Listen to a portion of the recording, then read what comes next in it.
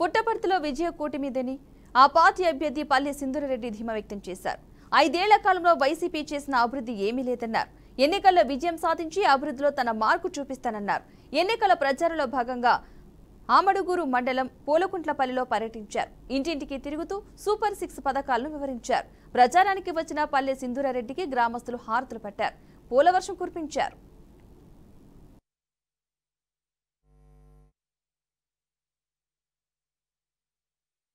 ప్రతి ఒక్కరి ఇంట్లో పిలుచుకెళ్ళి మరి పసుపు కుంకుమ ఇచ్చి ఆదరిస్తున్నారు. మామయ్య గారు 5 సంవత్సరాలకు ముందు చేసిన మంచి పని, ఈ ఊర్లో జరిగిన ప్రతి రోడ్డు మామయ్య గారు వేయించిండేదే, నీళ్ళు వచ్చిండేది మామయ్య గారి వల్లే. అలాంటి ఎన్నో మంచి పనులు ఈ ఊరికే కాదు, పుట్టపర్తి నియోజకవర్గంలో జరిగిండే అన్ని అభివృద్ధి కార్యక్రమాలు ఇప్పుడు ఏదైతే మనం చూస్తున్నామో అందుకే ప్రతి ఒక్కరూ ఇంత గొప్పగా ఆదరిస్తున్నారు.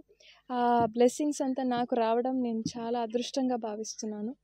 ఖచ్చితంగా మే 13న వచ్చేది పసుపు జెండానే. సైకిల్ గుర్తుకి అందరూ ఓటు వేసి గెలిపిస్తామని చెప్తున్నారు. నీటి సమస్యనే ఎక్కువగా ఉంది ఈ పుట్టపర్తి నియోజకవర్గంలో. అలాంటి ఒక సిచ్యువేషన్లో కూడా మామయ్య గారు చాలా వరకు చెరువులు నింపే కార్యక్రమం చేశారు. చాలా ఊర్లోకి వెళ్తే ట్యాంకులు కట్టించిండేది మామయ్య గారే, దానికి నింపిండేది మామయ్య గారే. కానీ ఈ గత 5 సంవత్సరాలుగా చూసుకుంటే ట్యాంకులు నింపేది కాదు కదా, ఓన్లీ చేసిండేది. వాళ్ళు ఆ ట్యాంకులకి వైఎస్ఆర్సీపీ ప్రభుత్వం రంగులు కొట్టారు తప్ప దాంట్లో నీళ్లు నింపడం కూడా మర్చిపోయారు. ప్రతి ఒక్కరి ఇంట్లో పిలుచుకెళ్ళి మరి పసుపు కుంకుమ ఇచ్చి ఆదరిస్తున్నారు.